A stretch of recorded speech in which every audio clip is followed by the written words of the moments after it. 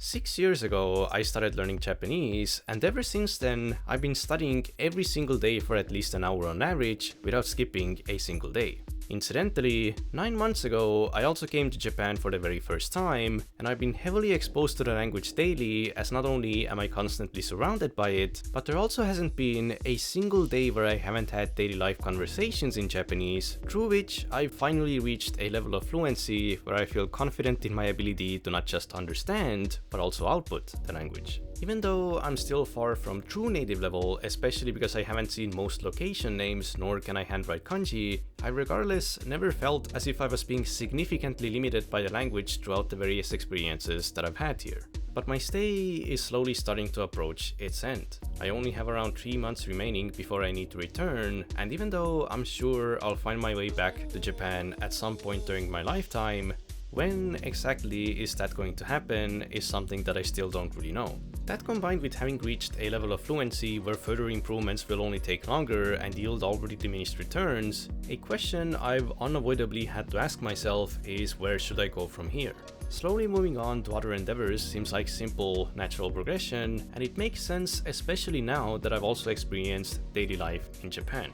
However, if you've seen the previous videos in this series, it should be evident that my main goal with learning Japanese was never to one day use it in Japan. If anything, this is just another milestone, a side quest along the way, as I always just wanted to see where the journey itself takes me, even if it doesn't have a destination.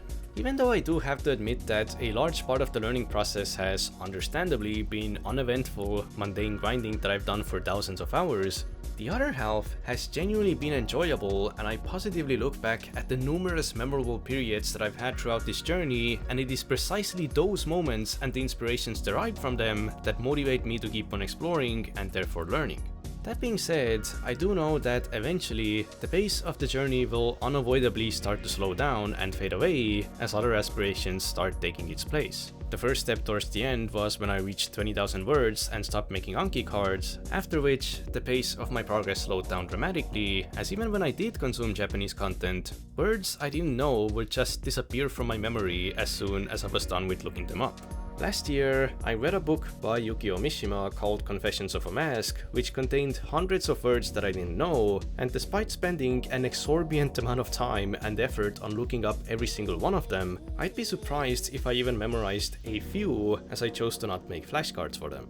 It's been over a year since then, and even though it is kinda nice to not have to spend an hour a day on Anki and sentence mining respectively, I honestly still can't help but feel as if I had cut the cord too early. While I definitely consider myself quote-unquote fluent enough for most activities, aspirations such as reading difficult classical literature are still a bit out of my reach, which is no surprise considering their poetic and potentially archaic vocabulary. So, if I had mined the entire book, I would have gotten significant additional carryover to reading other books as well, especially those by the same author. In fact, recently, I did start reading another Mishima book called Sun and Steel.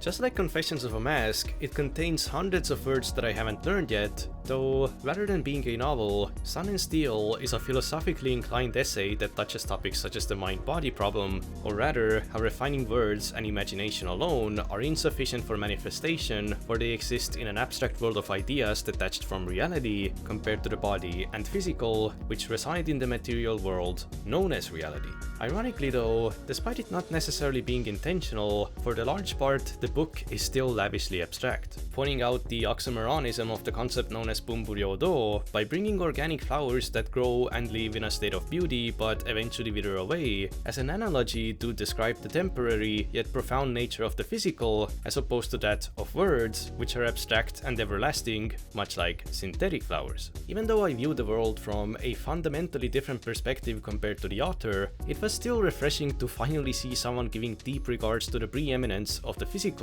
and I was also surprised to find certain concepts present in the book that I've actually subtly described on this channel, except from a different angle.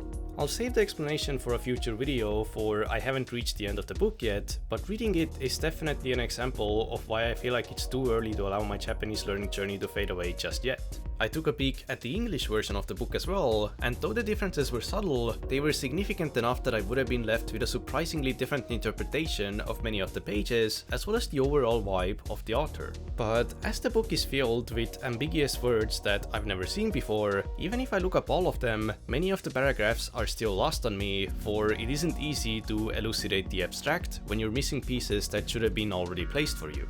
Even in English, it's a piece of literature that's often reread for a better understanding, and I can see myself eventually doing the same in Japanese, which is why I decided to start sentence mining the entire book. Though since the Japanese version is only available in physical form, I took pictures of each of the pages, used Google Lens to OCR them, and then I pasted the text into a custom HTML document that I made, where I'm finally able to easily mine every word that I haven't learned yet, using either Yomi-chan or Migaku. I moved at a pace of 3 pages a day, reading and mining which took me around an hour, and already by the halfway mark, I had mined hundreds of new words and felt direct improvements from reviewing them. But among the cards that I made from Sun and Steel, there were many that I had slowly been making since last year from other medium as well. In addition to mining both the manga I covered in the 5-year video, since arriving in Japan, I read another 2 short manga by the same author, from which I was surprisingly able to find over 100 new words in total. And once again, I enjoyed the manga to the extent that making cards from them was far from a chore. It was something I genuinely wanted to do, as not only did it help to seal the memory of the stories which I adored, but through its practicality, I can also look forward to enjoying the reward of being able to read even more in the future, with even higher degrees of freedom than now. As the season became full of constant rains, and as the nights became my days, I decided to use the opportunity to revisit a game that was once too difficult for me to play, called Night in the Woods. I first tried it out in 2020, and even though I was able to understand a good amount already back then, it didn't take too long before I realized that the game was still too difficult for me to fully enjoy. It's unsurprising considering that the game is entirely story-driven and extremely dialogue-heavy. With such media, failing to understand even a single word in the beginning can potentially lead you to miss certain connections that are necessary for uncovering revelations down the line.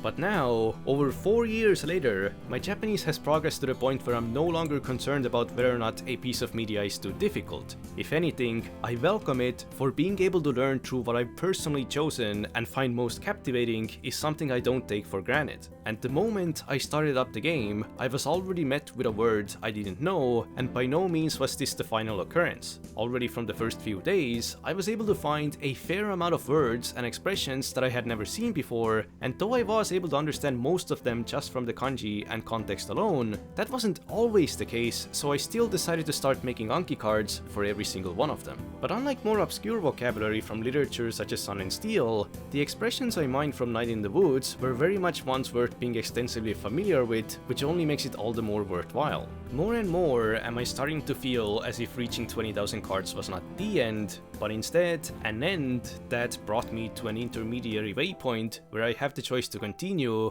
with utmost freedom. In an elevated state, it's even tempting to re-embark on the road, which leads directly to a final destination of 30,000, but that decision must be made with caution, for it requires rigidity that contradicts said freedom and potentially dampens the value of the journey. In total, I made 133 cards for my playthrough, but considering that I had to go through tens of thousands of words worth of dialogue in order to find them, I am anything but disappointed. However, the truth is that even if I had known all of those words right from the beginning, my comprehension would have still been a bit below native level. Just like with Sun and Steel, though to a much lesser extent, occasionally, despite knowing all the words, the precise meaning of certain passages were still left slightly vague. The main cause for this is either not being familiar enough with certain expressions within specific contexts, or having an unclear understanding of the previous happenings within the story that connect and give context to the current narrative, which is also what I mentioned at the start of this chapter. Knowing all the words but feeling uncertain about the precise meaning is an unavoidable phenomenon during the process of language acquisition, as it even happens to natives when the literature gets difficult enough. But as long as you gain more experience within the language, over time, what you used to not understand in the past will become clear in the present. For example, 4 years ago, when I made the first video in this series, there were multiple instances where I was unable to understand the exact meaning of what was written, despite knowing all the words, but now I can see their meaning clearly without second guessing. Around the same time, I played this game called Opuna, and though I was able to follow instructions within the game, the entire plot felt like a haze as I was missing a clear understanding of the small bits and pieces that slowly unraveled the mystery. It's unfortunate, because a significant part of the enjoyment of such stories comes from connecting the dots and piecing together the narrative as it unfolds, which is also a prelude for reaching a satisfying climax. Looking back, I'm glad that I postponed my playthrough of Night in the Woods, as I would have spoiled the entire story whilst only having a vague understanding of what was actually going on. I would have also missed out on a lot of the introspection that I went through by playing the game, and therefore diminished the value that I gained. By now, I've reached a level of fluency which not only allows me to experience the game close to its full potential, but also understand why the Japanese localization of the game is so well renowned. Despite the game being very much Western in terms of its setting and writing, and despite it being full of humor and even poetry, which in many ways are impossible to truly translate, the Japanese version has still managed to retain every ounce of authenticity and quote-unquote native vibes required for a holistic experience. Though I haven't played the game in English, I've compared some of the scenes side by side out of curiosity, and generally, I find the dialogue in the Japanese version a lot more mature and solemn, but not to the extent of becoming monotone, for it has successfully maintained the bits of playfulness intended in the original work. While this of course means that many of the subtle nuances have unavoidably become lost in translation, in their place, new subtleties have been born, giving way to an alternative angle from which the story can be appreciated. When it comes to the story, it revolves around the protagonist and her friends in a slice-of-life manner in a coming-of-age type setting. When I first tried the game back in 2020, I happened to be around the same age as the main characters, and I remember being told that now might be the best time to play it, but of course, 4 years passed in a blink of an eye, pushing me into a future where my perspective had already shifted. Though I was already dutifully aware of using one's time with purpose from much earlier on, for the longest time still felt endless. Sacrificing my present experience for future impact and prosperity wasn't a choice, but a responsibility that I strived towards fulfilling, and while that mindset did set me on a resolute and determined path with outcomes that are very much unregrettable, over time, and especially recently, I found myself increasingly aware of how fleetingly time passes. What started yesterday has spanned years into the present, and before I even noticed, tomorrow became a future where the opportunities to diverge from the path of duty are still there, but have started to overgrow. So while the primary theme of the game might have no longer been as directly related to me, I was still able to find relatability within the march of time that lurks in the subconscious of all the characters, and is thematically omnipresent throughout the story. And even though nothing has seemingly changed on the surface, the simple passage of time and its irreversible nature has gracefully let me know of its value now more than ever, but from a perspective that has nothing to do with practicality, productivity, or responsibility. The challenge for me doesn't lie in dutifully staying on the path of idealism, but in straying from it in a way that intentionally undermines both the duty and the idealism, yet enriches the purpose behind them, potentially leading to a sum greater than its parts, allowing me to proceed in harmony with a lack of duality. Every day, I'm presented with opportunities that I might not see again tomorrow, but as no opportunity comes without its opportunity cost, and as time relentlessly marches on, I'll have to carefully yet swiftly decide which ones to capture and when to just let it slip. And now that I'm on the brink of a closing chapter, having reflected on everything considered, I've adjusted my focus only ever so slightly, yet somehow significantly enough to proceed forward with a sense of direction that's not just stronger, but also filled with more joy than ever before.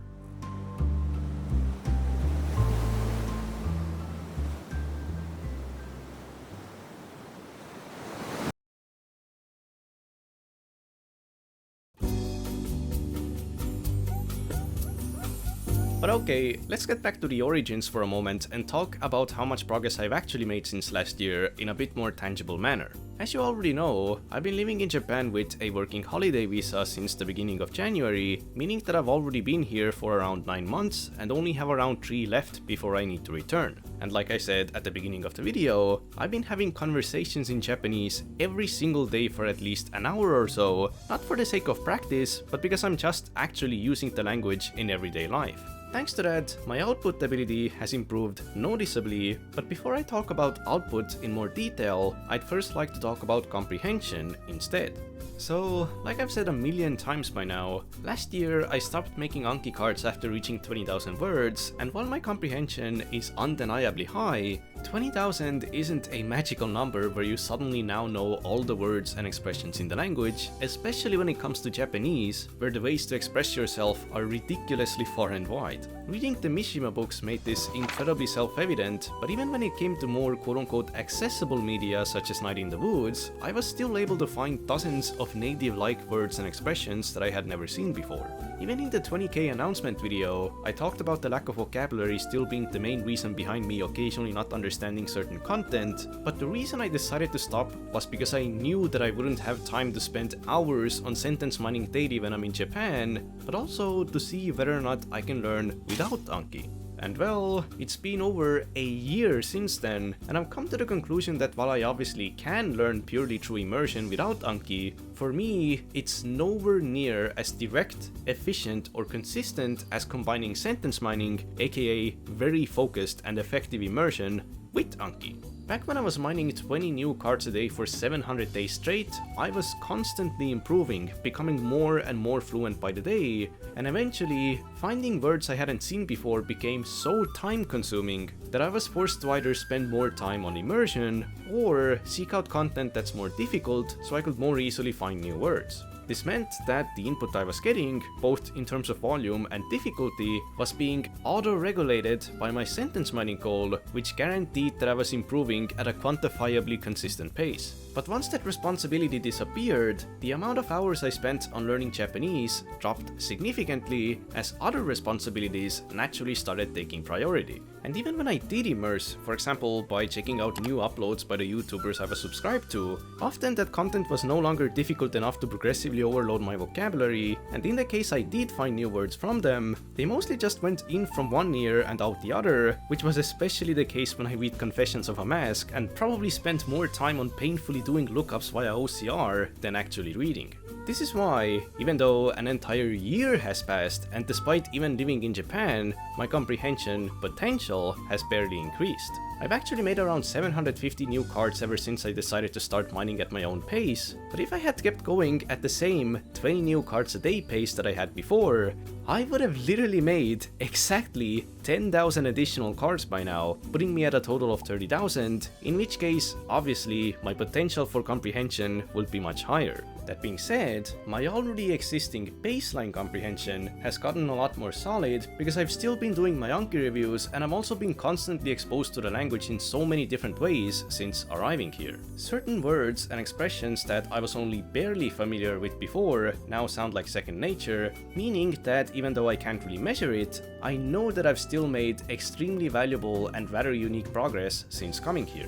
Living in Japan definitely does expose you to parts of the language that you don't really encounter that much outside of real life, but I'm not going to over-exaggerate it because I most certainly already had almost all the necessary vocabulary down before I even arrived, just from sentence mining YouTube and so on. So rather than comprehension, I'd say that the area in which I've made the most progress in this year has definitely been output. Though I already came to Japan with the ability to conversate and express myself relatively clearly, my output was still a bit shaky in the sense that I often stumbled or had to pause when desperately trying to recall a specific word, or when I was feeling uncertain about whether or not I was conjugating something incorrectly. Sometimes I'd also use a particular word, only to later realize that I misspelled it or confused it with a different word, and I had bad habits such as using tsuretiku instead of motteiku when describing taking along objects instead of people, and the same went for using aru instead of iru when describing living beings, despite knowing that it's incorrect already from my first Duolingo lesson, and so on.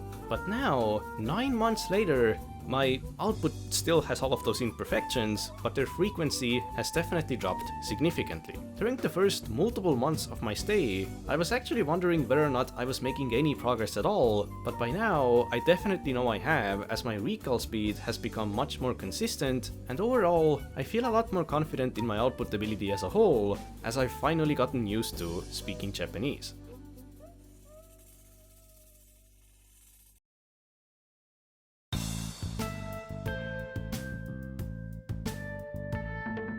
Even though my output has definitely improved, like I said, it's still far from true native level. Based on the rate at which I've progressed since coming here, I feel like it will take me at least another 3 to 5 years of not just daily output practice, but also thousands of hours of additional input to iron out most of the small imperfections. Obviously, I occasionally also make pitch accent mistakes here and there as well, but I don't really consider it a priority because my pitch is actually surprisingly correct most of the time, and I believe that that is literally just because I was aware of its existence and I've heard most of the words that I use enough to remember what they sounded like. So, ironically, even though I've done a lot of output practice this year, to me, it's now more clear than ever that while doing output practice does improve your recall ability, which affects how smoothly and confidently you can speak the language, at the end of the day, your potential for pronunciation and sounding natural are going to be bottlenecked if you don't even realize how unnatural you sound in reality, and the only way to improve that awareness is to get more experience in the language through thousands of hours of additional input.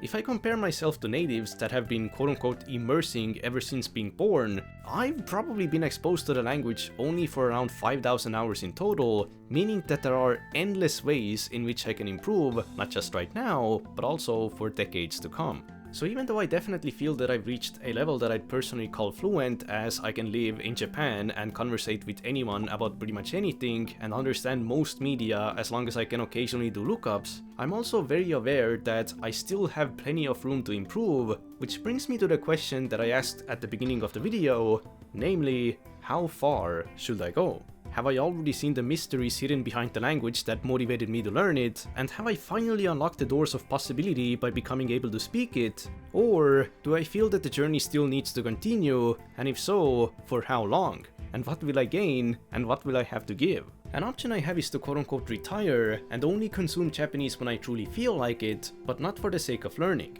And even though that definitely makes a lot of sense from a practical standpoint, at the same time, there is still something inside me that feels as if it's too early to stop and that I'm not done yet. Instead of settling when I'm only around 69% there, I'd rather go for the true ending and finish at 100%, which in my mind seems to be going for 30,000 cards. But I've decided that I won't make that decision until I'm back home, so until then, I'm just adding cards whenever I encounter something that I haven't seen yet. To get the feel for it, and for old time's sake, I even tried a full day of sentence mining YouTube again using Manga, and I was able to find 20 new words in a few hours, and overall, the experience was pretty fun. If you'd like to support the channel but wanna get something in return, I do have a ref link that really does help out, especially when it comes to this series, and Mikaku has received a lot of updates recently, including the release of an entire Japanese course, which I'll definitely be checking out sometime in the future. Ever since I even started considering visiting Japan, my interests never lied in tourism as much as they did in experiencing the realistic, everyday life and all of its mundanities. And once I arrived, I didn't even have to go far to appreciate seemingly the most trivial things, such as the trees, birds, mountains, aerials, and even road signs, all of which I found fascinating as they looked exotic to the extent that it felt as if I finally got membership after having lived in free-to-play worlds for my entire life. By now, I've already gotten a good sense of what life here is like, and though I have no plans for it right now, I can definitely imagine living in Japan long term one day. But all that being said, there still are a few things I feel I must do before I eventually return to deal with unfinished business back in the middle of nowhere.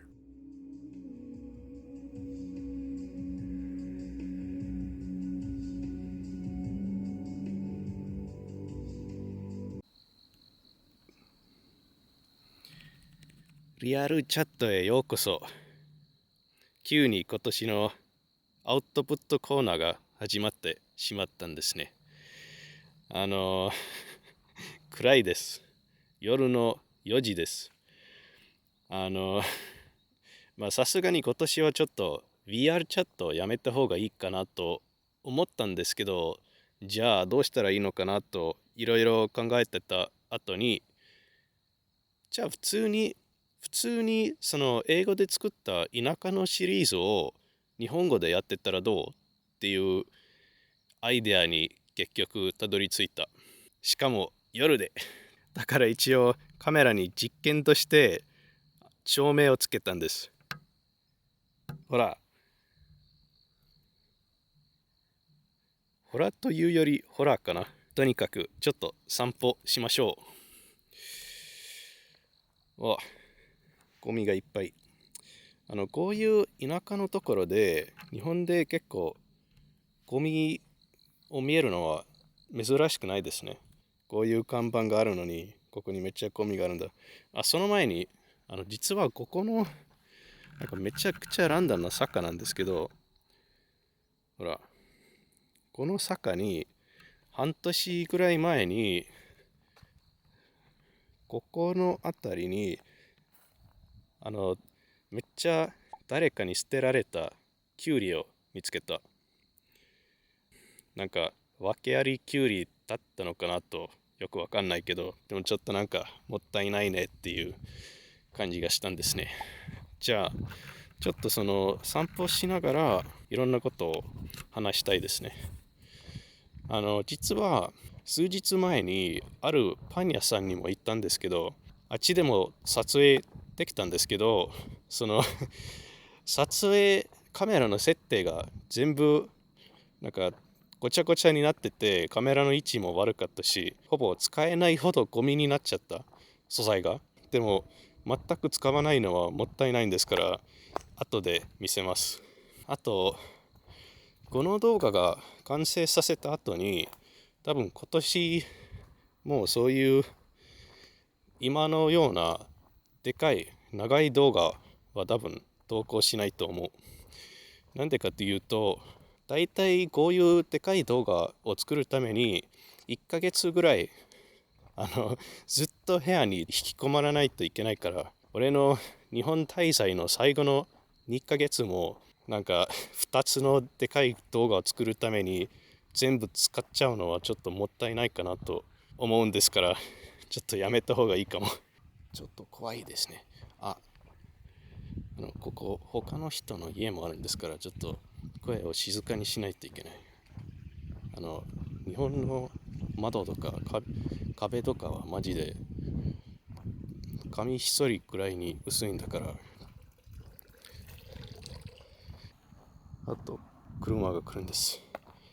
綺麗な花。あと俺一つの日本のめちゃくちゃ好きなところは、例えばこういうめっちゃランダムな場所にもいろんな飾りとかがあるんですね。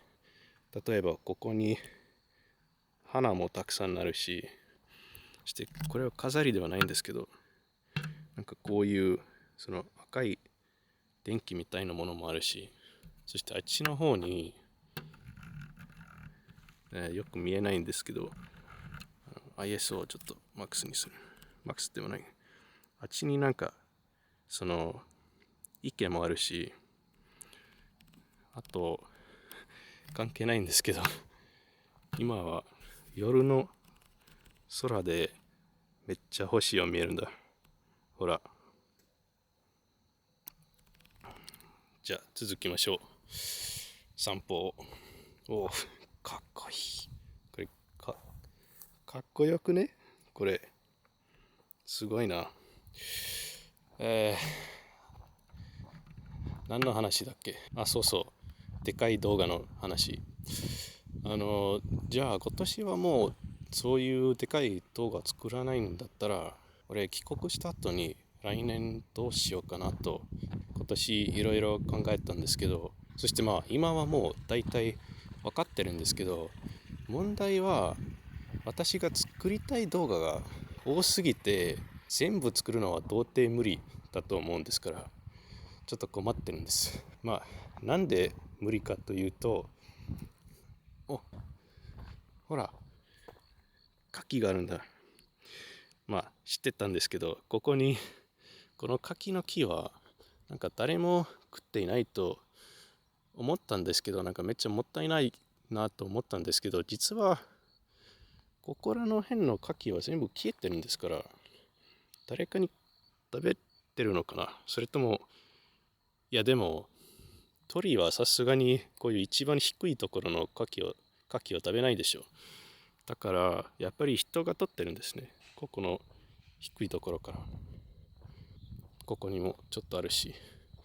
日本に柿の木がめちゃくちゃあるんですね。わ、誰かが来てるんだ。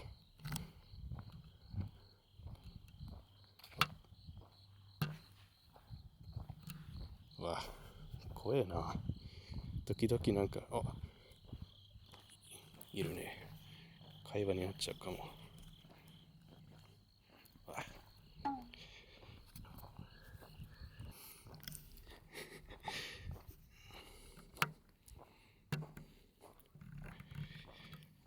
目が痛くなるほどに眩しかったちなみに蜂の自動販売機は俺が初めて販売機を使ってたところの自動販売機ですね。ここも結構綺麗ですね。ほら、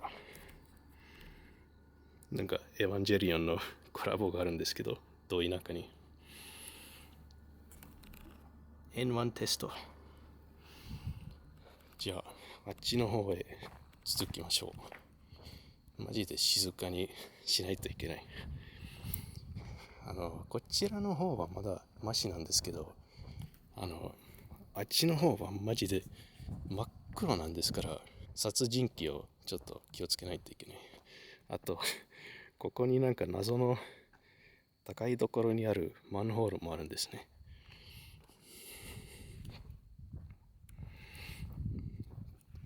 どこから話が途切れちゃったっけ。そうだ、でかい動画のこと、いわば俺は実はまた話途切れちゃうんですから後で話す。玉ねぎ、あれまだオリエントはやってる。ここはパン屋さんだ。めっちゃいい場所だ。オリエントというパン屋さんがあるんだ。まだやってるのかな、夜の4時で。よくわかんないけど、いるんだね。作ってるんだ。見える。さすがに今は撮影しないけど窓からちょっと見えたんだ。今パンを作ってるんだ。すごいですね。夜の4時にパンを作ってるんだ。お嬢蔵さん、なんだっけ、お嬢蔵さん、お嬢蔵さんがいるんですね。そしてここにもなんかめちゃくちゃ綺麗な場所があるんだ。さっき言ってた通り、日本にこういうなんかど田舎でもこういう綺麗なところもあるんですね。ほら、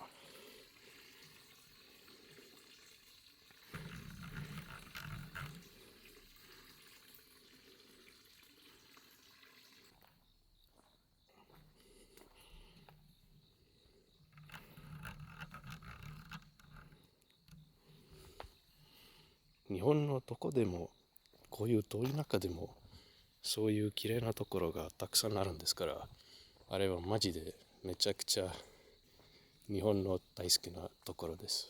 我中にほら、見てこの木、すごいですね。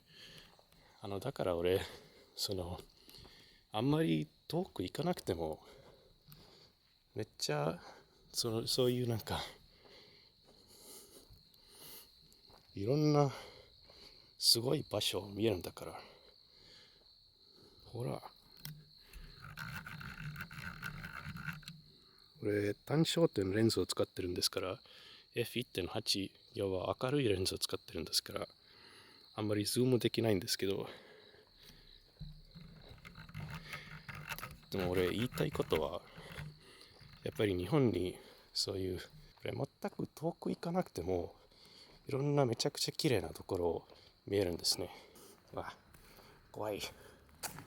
車が来るんだ。引っかからないように気をつけないと。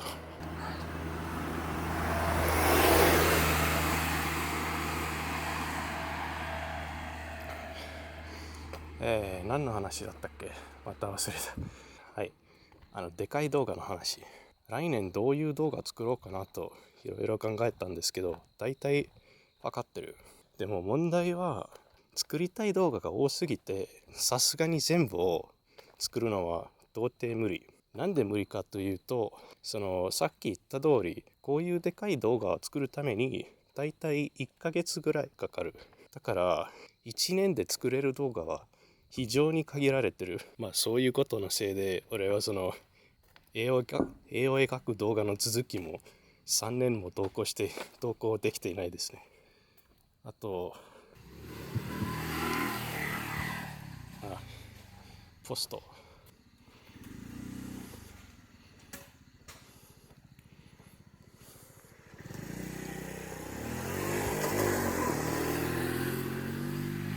俺はここに行ったことないかな。ほら、またなんかちっちゃい神社みたいなものがあるんですね。神社ではないけど、なんだっけこれ。でもこういうなんかなんていうか、なんかコミュニティ感がめちゃくちゃ強い日本で。嘘、リンゴ、嘘、リンゴの木だ。俺初めてかも。俺はリンゴの木は日本でまだ見たことない。すごいな。ちなみに俺日本でリンゴの木を育てたらなんか金持ちになりそう。なんでかっていうと、1個のリンゴはだいたいなんか1ユーロ以上の価値がするんですから、価格。その自分で果物の木を育てるメリットはめちゃくちゃあるんだ、日本だと。動画の話ですね。もちろん俺はそのできるだけこだわりがある動画を投稿したいし、今のフォーマットにいろんなメリットもあるし、俺のそういう感じの動画も好きなんですけど、なんか明らかにそのフォーマットに足が引っ張られてるっていう感じがずっと前から感じ始めた。なんか自分が成し遂げたいこと、そして他の人の力になるためになんかもっともっといろんな動画作りたいんですけど、その今のフォーマットをなんとかしない限り、俺がこれ以上できることが本当に限られてるんですから、なんかいろんなフォーマット的な実験をしないといけないっていう感じがしますね。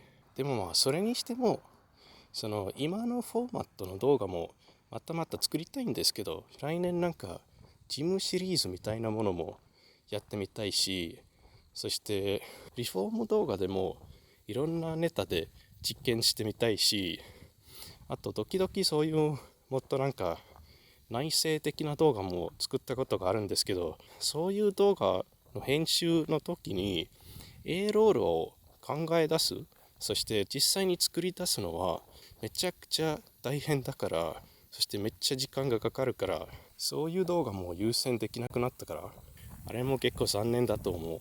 だから来年その動画のフォーマット的な自由度、そしていい感じの編集のこだわりのバランスのメリハリを探したいんですね。とにかく来年もめちゃくちゃ楽しみ。何これ。こういう雲が日本にめちゃくちゃいるんですね。マジでその歩くときにマジで気をつけないといけない。例えばなんかアパートのところ、家の玄関とか、そういうところにもそういう雲をなんか道のど真ん中にこういうところにその巣を作ってるんですから、人は多分頻繁に顔でぶつかるかもしれない。かもしれないではない。ほぼ確実にぶつかるんです。毎日誰かがどこかで何この道。ほら見てこれ。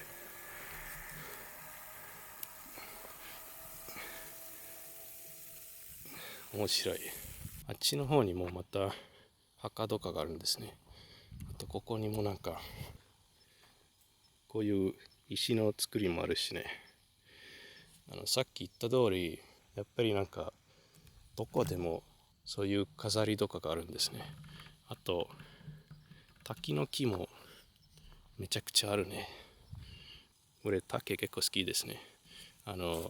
エストニアにそういう竹は全くないんですから、ここに来た時に初めて見たんです。そして竹からそういう竹のコップを作りたかったんですけど、まだできていない。そして竹をこうやって拳でパンパンするとなんかめっちゃ面白い音してるんだ。ちょっとやってみる？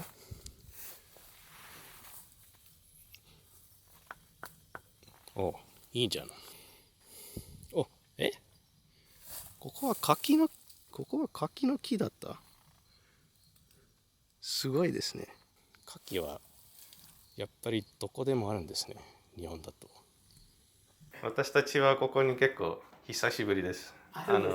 前回3人でもう一人のその外国の人と一緒に来て、ちょっとだけそのカメラで撮った大きい人だ。はいはい、髪の毛がちょっと白くて、リュックを持ってた人だったんですね。そうですか。